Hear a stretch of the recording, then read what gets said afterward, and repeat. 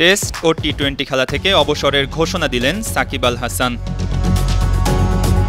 কানপুরে ভারতের বিপক্ষে দ্বিতীয় টেস্টে মাঠে নামার আগে সংবাদ সম্মেলনে এই ঘোষণা দেন তিনি।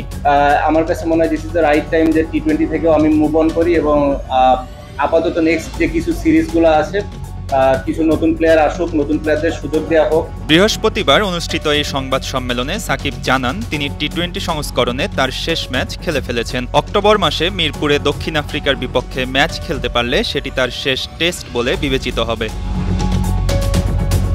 টি-20 বিশ্বকাপে সবশেষ আফগানিস্তানের বিপক্ষে ম্যাচ খেলেন সাকিব। ক্যারিবিয়ান অঞ্চলে হওয়া সেই ম্যাচটি সাকিবের বিদায়ী টি-20 হিসেবে লেখা থাকবে। সাকিবের টি-20 অভিষেক হয় 2006 সালে জিম্বাবুয়ের বিপক্ষে খুলনার শেখ আবু নাসের স্টেডিয়ামে। তারপর থেকে টানা 9টি বিশ্বকাপ খেলেছেন এই অলরাউন্ডার।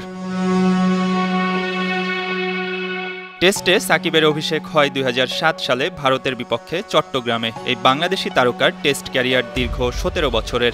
সাকিব টেস্টে 70টি ম্যাচ খেলেছেন, যেখানে তার গড় 38-এর বেশি। সব মিলিয়ে করেছেন 4600 রান। সেঞ্চুরি করেছেন 5টি, হাফ সেঞ্চুরি 31টি। অন্যদিকে টি-20তে 129 ম্যাচ খেলে 121-এর বেশি স্ট্রাইক রেট নিয়ে 2551 রান করেছেন সাকিব। টেস্ট ক্রিকেটে বল হাতে সংগ্রহ করেছেন 242 উইকেট, আর টি-20 ক্রিকেটে নিয়েছেন 149 উইকেট।